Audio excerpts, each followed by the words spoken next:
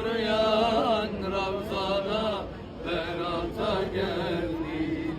Sen Habibsin Hakk'a göreyim bir defa. Dünyanın içinde kim sürdü ki sefa? Kainata rahmet Muhammed Mustafa. Nuryan Ravzana Berat'a geldin.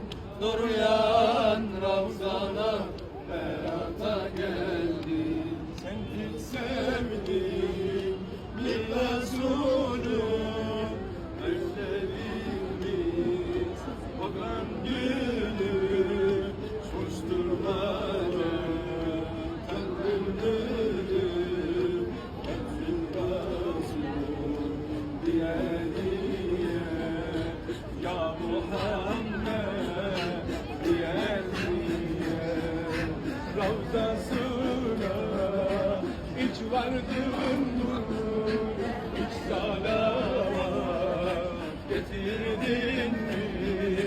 Yanıp yanıp eridin mi? Ey Resul diye